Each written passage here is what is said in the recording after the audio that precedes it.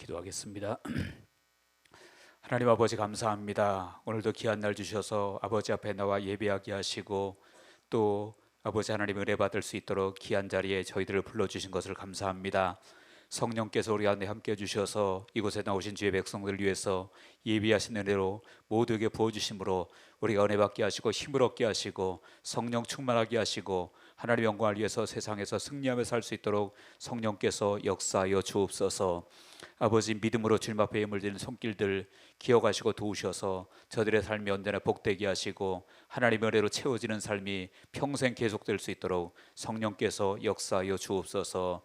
이 시간 주의 말씀을 듣고자 합니다. 하나님께서 함께해 주셔서 오직 진리의 말씀만이 선포되어지게 하시고 우리 모두가 말씀을 받고 그 말씀에 순종하며 살아갈 수 있도록 성령께서 역사하여 주옵소서. 감사드리고 축복하며 예수 그리스도 이름으로 기도합나이다. 아멘. 할렐루야. 하나님의 은혜로 충만한 시간 되어지기를 주의 이름으로 축원합니다. 인사 한번 나누고 시작하겠습니다. 하나님이 옆에 계신 분 모시면서 하나님이 당신과 함께 계십니다. 이렇게 인사하시면 좋겠습니다. 하나님이 이 자리에 여러분 한 분 한 분 모두와 함께 하시는 줄로 믿으시기 바랍니다. 우리가 지금 고난주간을 지내고 있습니다. 여러분들 고난주간 어떻게 잘 지내고 계신가요?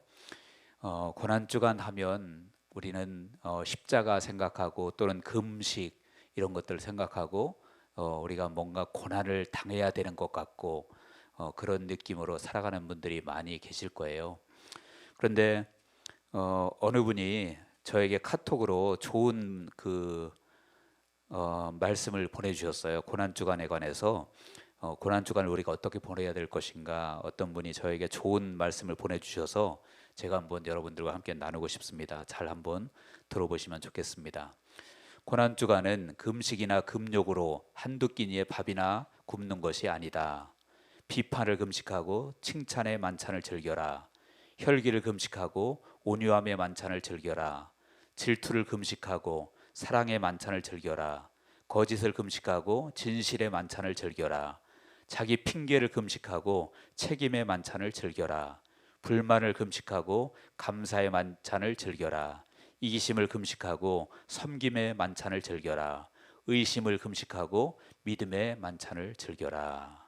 이런 말씀입니다. 여러분들 우리가 뭐 밥을 한 끼 굶으면서 금식하면서 기도하는 것도 물론 좋겠지만 지금 읽은 것처럼 우리가 금식해야 될 것 참 많은 것 같습니다. 그래서 그런 것들, 잘못된 것들 금식하고 오히려 좋은 것들로 만찬을 즐기는 우리 모두가 되었으면 좋겠습니다. 이제 오늘 말씀으로 들어가겠습니다. 오늘 말씀은 요셉이 드디어 이제 형제들에게 자기 자신의 정체를 밝히고 그들과 함께 그 형제의 정을 나눈 그러한 장면이죠. 먼저도 두 번이나 만난 적이 있지만 그때는 자기의 정체를 밝히지 않고 이제 자기의 정체를 숨기면서 이렇게 엄하게 하기도 하고, 물론 그들에게 식사도 대접하고 즐거운 시간도 가지기도 했지만 그래도 약간은 좀 엄하게 이렇게 대했던 모습이었는데, 이제 오늘은 요셉이 마침내 자기 자신이 요셉이다라는 사실을 밝히고 형제의 정을 나누는 그러한 내용이 오늘 본문의 내용입니다. 그래서 여러분들 본문에 보면 또 본문을 떠나서 우리가 요셉 하면 생각나는 것이 무엇이 있습니까? 요셉이라고 하는 사람을 생각할 때 요셉이라는 사람이 어떤 사람이었을까? 우리가 그 이미지가 떠오르는 것들이 있죠. 어떤 사람은 요셉은 하나님이 함께한 사람, 그래서 함께한 은혜를 누리는 사람, 이것이 떠오르는 사람들이 있을 것이고, 또 어떤 사람은 요셉을 생각할 때 꿈꾸는 사람, 이런 그 요셉을 생각하는 경우도 많이 있을 것입니다. 물론 다 맞습니다. 하나님이 요셉과 범사에 함께 하셨죠. 그래서 함께 하시는 은혜를 날마다 누렸기 때문에 그는 은혜를 누리고 복을 누리는 삶을 살았고요. 그리고 또 실제로 꿈을 꾸는 사람이었고 그 꿈을 하나님께서 이루어 주셔서 그 꿈을 누리는 그런 사람이기도 했습니다. 또 하나 요셉을 다른 말로 표현할 때 이렇게 표현하고 싶습니다. 요셉은 하나님의 사람이었다라고 표현하고 싶습니다. 그래서 요셉의 이 삶의 모습을 보면 그 모든 것이 하나님의 사람으로서 행동하고 살았던 모습을 보여주고 있습니다. 오늘 본문도 마찬가지예요. 이제 형제들을 만나서 요셉이 보여주는 모든 그 모습은 어떤 모습을 보이고 있냐면 하나님의 사람이었다는 것을 요셉은 보여주고 있습니다. 여러분들, 하나님의 사람이라는 것은 굉장히 아주 너무 기쁜 말인 줄로 믿으시기 바랍니다. 그리고 우리들도 하나님의 사람이라고 인정받을 수 있는 저와 여러분들 되어지시기를 바랍니다. 사람에게 누구의 사람이다, 누구의 사람이다, 그런 말은 때로 좋을 수도 있지만 때로는 그것이 오히려 나에게 안 좋을 수도 있어요. 내가 누구의 사람이다, 뭐 죄송합니다, 있는 그대로 표현할게요. 요즘 정치권에서 쓰는 말들 중에 윤핵관이라고 들어보셨어요? 들어보셨죠? 그것은 이제 사실은 조롱하는 말이에요. 조롱말이에요. 누구의 사람이다라는 것을 조롱적으로 얘기하는 말이거든요. 근데 여러분들, 세상 사람들에게 누구의 사람이다라고 말할 때는 좋을 수도 있지만 그것이 오히려 나에게 마이너스가 될 때도 많이 있다라는 거예요. 근데 하나님의 사람이다 그러면 그것은 100% 좋은 일인 줄로 믿으시기 바랍니다. 절대 손해볼 수가 없는 말이라는 거예요. 그리고 이제 저도 여러분들도 하나님의 사람으로 인정받는 주의 백성들이 되어지기를 주님의 이름으로 축원합니다. 그래서 하나님이 우리를 바라보시고 이 사람은 내 사람이다, 이 사람은 나의 사람이다, 그렇게 인정하신다면 우리가 얼마나 좋겠어요. 욥이 대표적으로 그런 경우였잖아요. 욥이 심지어는 하나님께서 욥을 누구에게까지 욥을 자랑했냐면 마귀에게까지 욥을 자랑했어요. 야, 너 내 종 욥을 유하여 보았느냐? 그와 같이 순전해서 악에서 떠난 자가 하나님을 경외하는 자가 없다. 그러면서 욥을 마귀에게까지 자랑할 정도로 하나님이 욥을 칭찬하셨어요. 그러니까 욥은 하나님의 사람으로 인정을 받은 것이죠. 저와 여러분들에게도 이런 은혜가 있기를 주님의 이름으로 축원합니다. 오늘 본문에 보면 이제 바로 요셉이 그런 사람으로서의 삶을 살고 있는 것을 보여줍니다. 그러면 어떤 모습으로 구체적으로 하나님의 삶인 것을 요셉이 보이고 있을까요? 몇 가지로 한번 살펴보려고 하는데요. 첫 번째는 요셉은 범사에 하나님의 주권을 인정한 사람이었어요. 범사의 모든 일에 하나님의 주권을 인정한 사람이 바로 요셉이었습니다. 먼저는요, 요셉은 자기를 애굽 땅에 보내신 분이 누구라고 말하고 있냐면 하나님이 보내셨다라고 말하고 있습니다. 여러분, 본문 5절에 보시기 바랍니다. 오늘 읽기는 여러분 15절까지만 읽었는데 45장 전체를 통해서 우리가 보도록 하겠습니다. 본문 5절에 보니까 그렇게 말씀하고 있죠. 당신들이 나를 이곳에 팔았다고 해서 근심하지 마소서, 한탄하지 마소서. 하나님이 생명을 구원하시려고 나를 당신들보다 먼저 보내셨나이다. 누가 보내셨다고 하고 있습니까? 하나님이 보내셨다라고 말하고 있어요. 그리고 7절에도 보면 그렇게 말하고 있죠. 하나님이 큰 구원으로 당신들의 생명을 보존하고 당신들의 후손을 세상에 두시려고 나를 당신들보다 먼저 보내셨나니, 하나님이 나를 이곳에 보내셨다라고 말하고 있는 것이죠. 그리고 8절에도 그랬습니다. 8절에도 보니까 그런즉 나를 이리로 보낸 이는 당신들이 아니요 하나님이시라 라고 말하고 있어요. 그래서 요셉이 형제들에게 말하고 있는 것은 당신들이 나를 이곳으로 팔았다는 것 때문에 걱정하지 말라. 왜냐하면 이곳으로 나를 보내신 분은 바로 하나님이시기 때문이다 라고 말하고 있는 것입니다. 여러분, 이것이 하나님의 주권을 인정하는 요셉의 모습인 거예요. 만약에 요셉이 하나님의 주권을 모르고 인정하지 않고 그랬으면 요셉의 삶은 어땠을까요? 애굽에 와서 요셉의 삶은 아마 불평, 불만, 원망, 쓴뿌리, 그것으로 가득 차서 살았을 거예요. 왜 그렇습니까? 애굽으로 온 게 어떻게 온 거예요?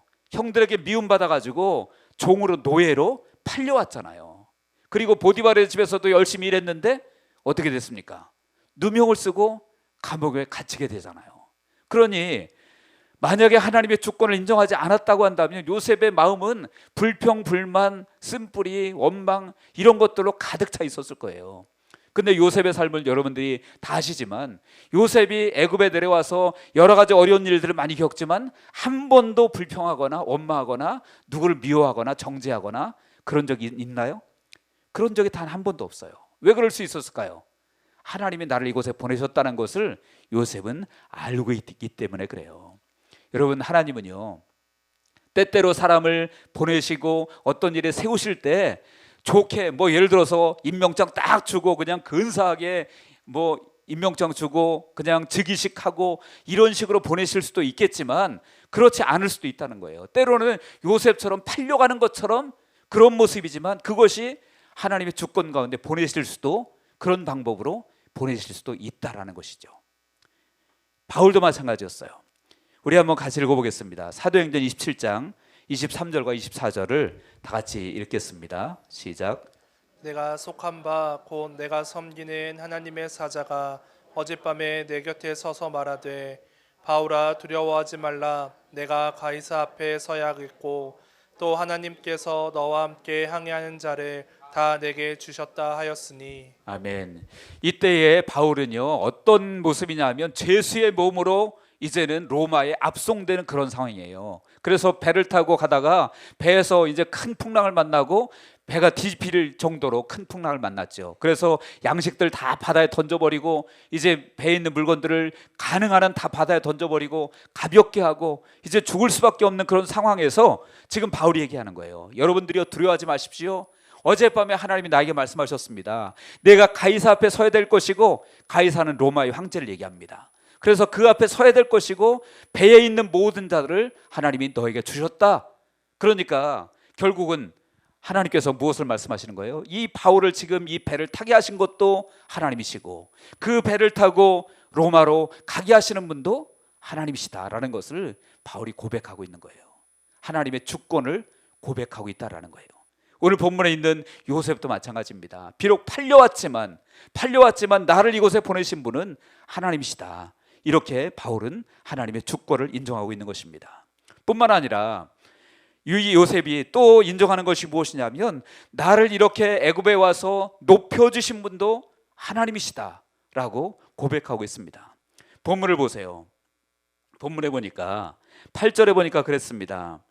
8절 하반절에 보면 하나님이 나를 바로에게 아버지로 삼으시고 그의 온 집의 주로 삼으시며 애굽 온 땅의 통치자로 삼으셨나이다. 누가 삼으셨다고 그랬습니까? 하나님이 나를 애굽 온 집의 통치자로 삼으셨다. 자기를 높여주신 분도 하나님이시다라고 말하고 있어요.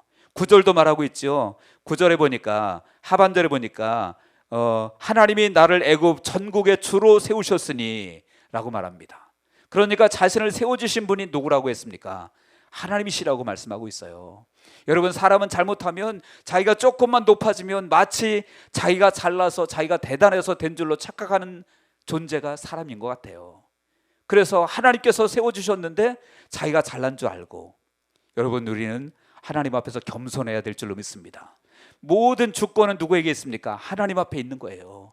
우리를 보내시는 분도 하나님이시고 멈추게 하시는 분도 하나님이시고 우리를 높이시는 분도 하나님이시고 우리를 낮추시는 분도 하나님이신 줄로 믿습니다. 그래서 하나님께서 주권자라고 하는 것은 하나님이 왕이시라는 의미예요. 여러분, 왕은 누굽니까? 왕은 세우기일 수도 있고 세운 사람을 폐할 수도 있는 사람이 왕이잖아요. 옛날에 우리 왕은 누구든지 자기가 원하는 사람 세우기도 하고요, 마음에 안 들면 폐할 수도 있는 것이 왕이에요. 그러므로 하나님의 주권자라고 하는 것은 하나님은 우리의 왕이시라는 거예요.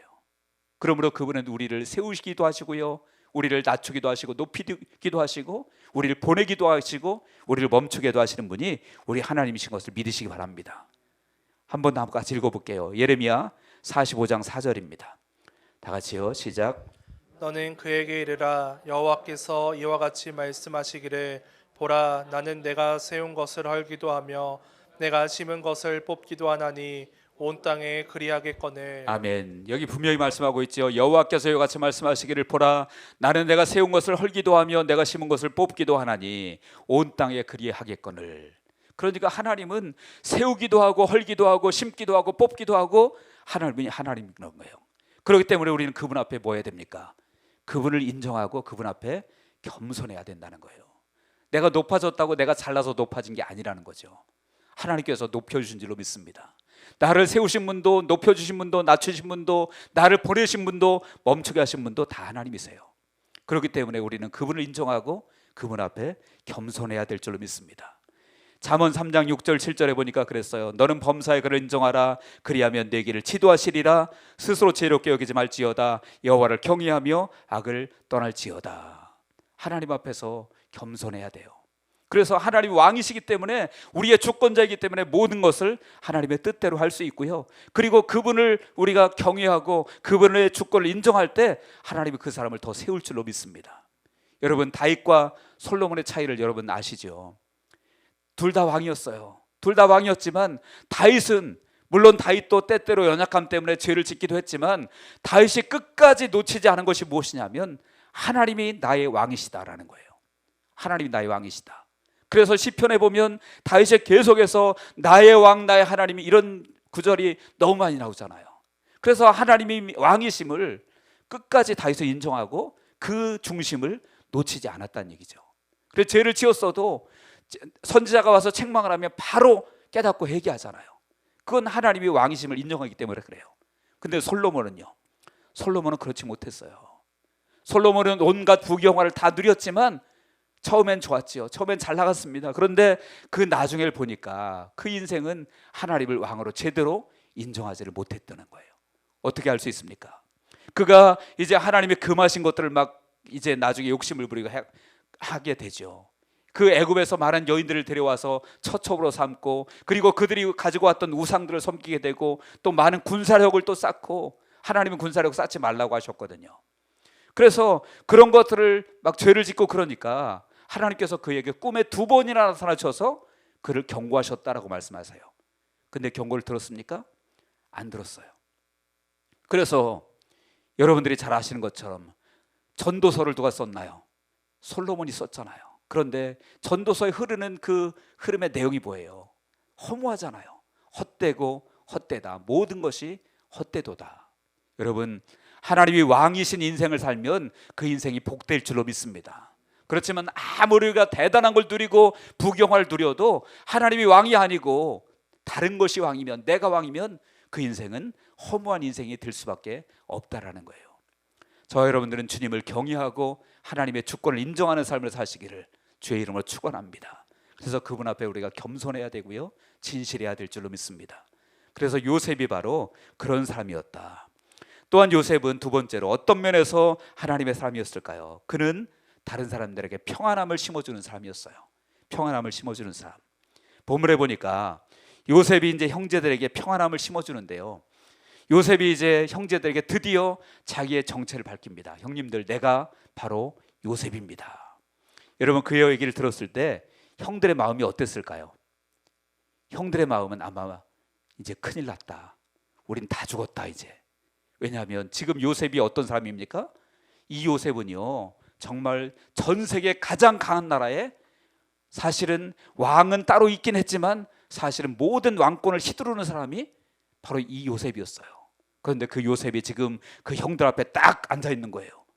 근데 그들이 과거에 지은 죄가 있잖아요. 과거에 지은 죄가 뭡니까? 그 요셉을 팔아먹었잖아요, 노예로. 그러니 그렇게 정말로 모든 권력을 다 가진 요셉이 앞에 딱 나타나가지고 내가 바로 당신들이 팔아먹은 요셉입니다 라고 말했을 때 그들의 형제들의 마음은 아마 이제는 우린 다 죽었다, 큰일 났다, 아마 그런 마음이 들었을 겁니다. 그런데 요셉은 그들에게 어떻게 합니까? 요셉은요, 그들의 마음을 알아요. 이 형들이 지금 얼마나 두려워할 줄을 알고 있어요. 그래서 요셉이 그들에게 하는 것이 무엇이냐면 그들의 마음을 안심시키고 평안을 주기 위해서 요셉이, 본문에 보니까 여러 번 요셉이 그들의 마음을 안심시킵니다. 5절에 보시기 바랍니다.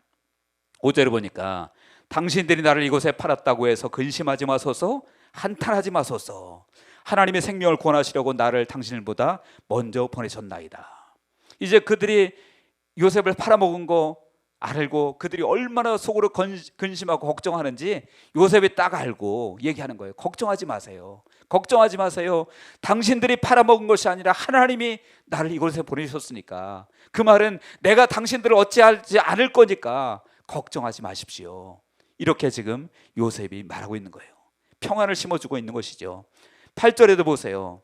8절에도 보니까 그런즉 나를 이리로 보낸 이는 당신들이 아니요 하나님이시라. 당신들이 나 보낸 거 아니에요. 그러니까 걱정하지 마세요. 누가 보냈다고요? 하나님이 보내셨습니다. 두려움에 빠져 있는 그들에게 요셉은 계속해서 평안함을 심어주고 있는 것입니다. 15절에도 보십시오. 요셉이 또 형들과 입맞추며 안고 우니 형들이 그제서야 요셉과 말하니라. 누가 먼저 다가갑니까? 요셉이 먼저 다가가서 그들을 형들과 입맞추고 안고 울었다.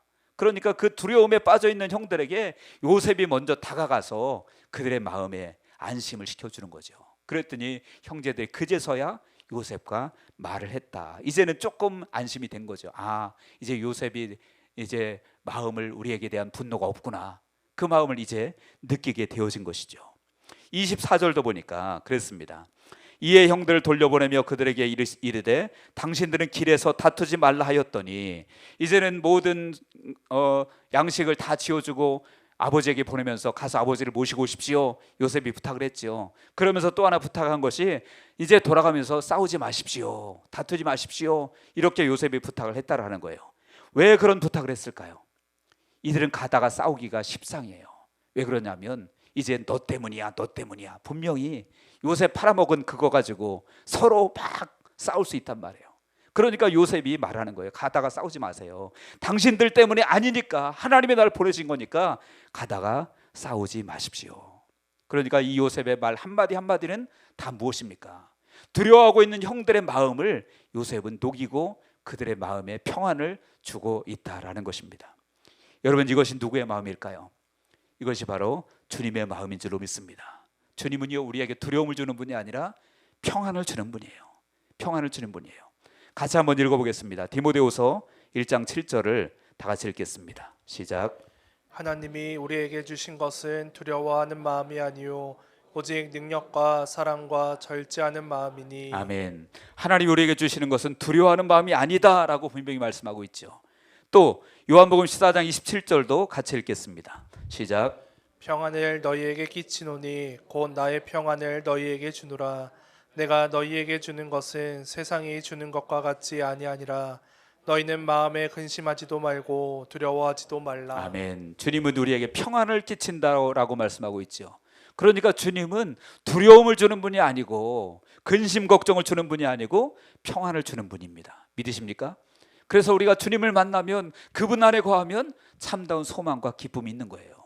그리고 지금 오늘 본문에 있는 요셉이 바로 그 주님의 모습처럼 두려움에 빠져 있는 형제들에게 계속해서 안심을 시켜주면서 두려워하지 말라고, 평안하라고 이렇게 얘기하고 있는 것이죠.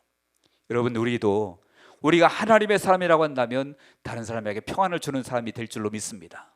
정말 하나님의 사람이라면 다른 사람에게 두려움을 주고 부담을 주고 어렵게 하는 것이 아니라 그 사람을 평안을 준다라는 거예요.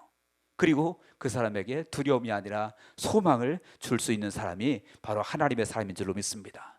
우리 모두가 그렇게 되어지기를 주님의 이름으로 간절히 축원합니다. 또한 요셉은요, 어떻게 하나님의 사람인가요? 그는 부르심의 목적을 정확히 아는 사람입니다.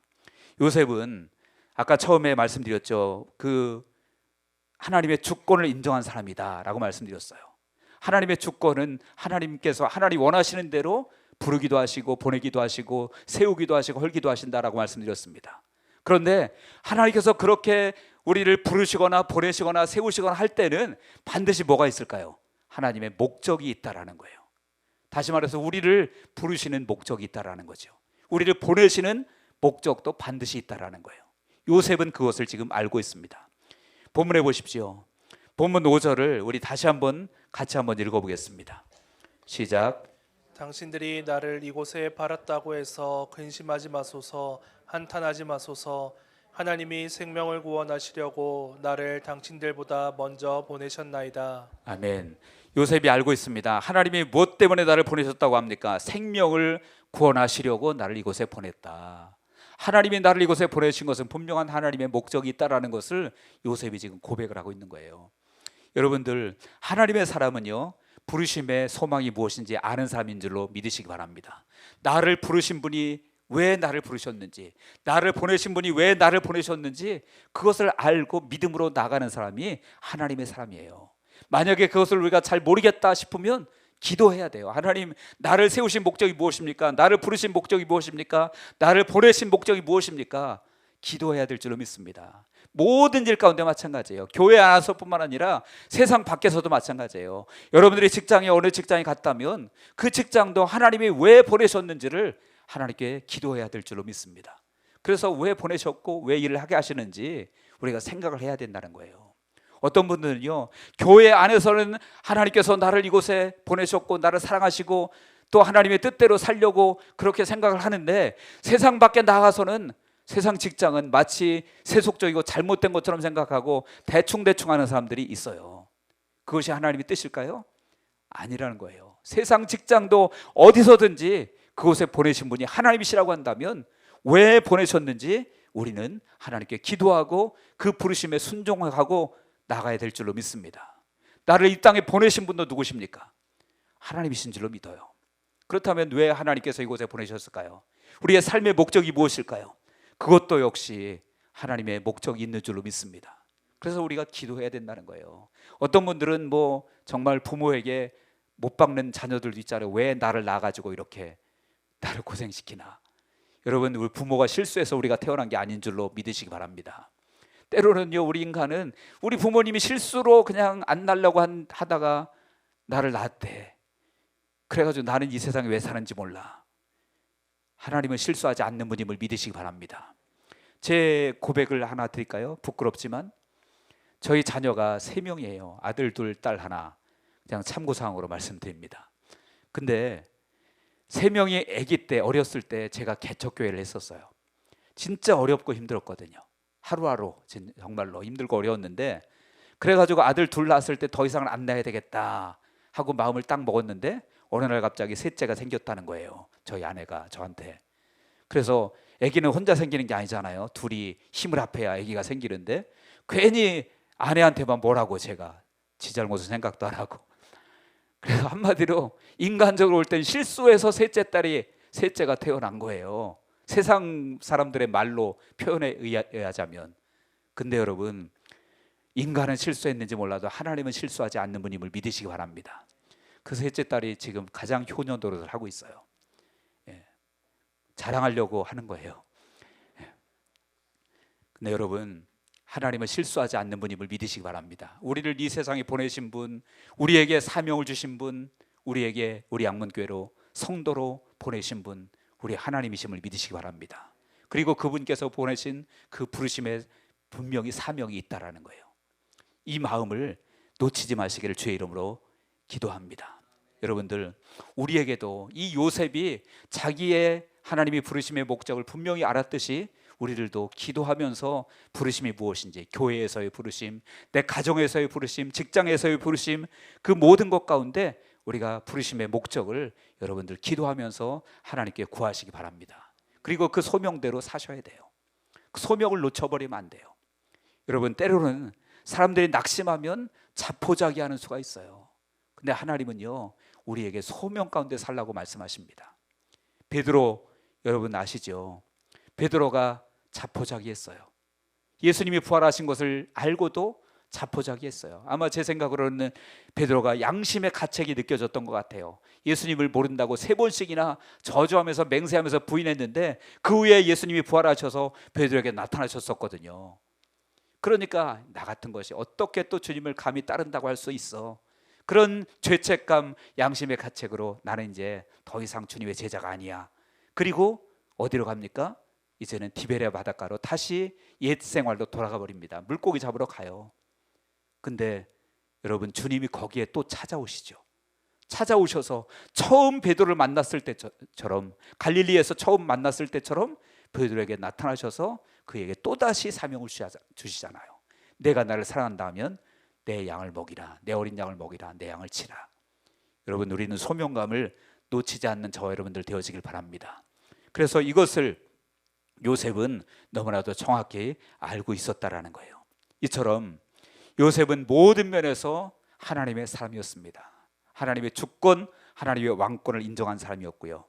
그리고 정말로 평안을, 다른 사람에게 평안과 안식을 심어주는 그러한 사람이었고, 그리고 부르심의 목적을 알고 그 목적대로 살았던 사람이 바로 요셉이었어요. 그러므로 요셉은 하나님의 사람이었음을 보여주고 있는 것입니다. 저와 여러분들도 하나님의 사람 되어지기를 주의 이름으로 축원합니다. 정말로 하나님 보시기에도 그렇고 다른 사람 보기에도 저 사람은 하나님의 사람이야, 이렇게 인정받을 수 있는 우리가 되었으면 좋겠습니다. 우리 양문의 성도님들이 정말 그런 분들이 많아져서 우리 교회가 하나님의 교회로, 하나님 기뻐하시는 교회로 굳게 세워지는 은혜가 있기를 주님의 이름으로 간절히 축원합니다. 기도하겠습니다.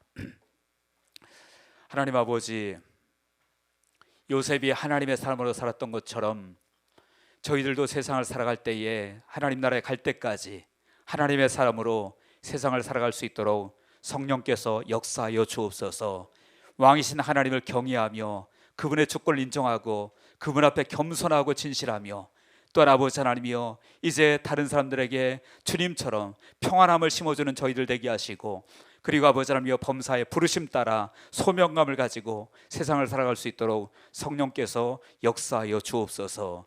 감사드리며 예수님의 이름으로 기도하옵나이다. 아멘.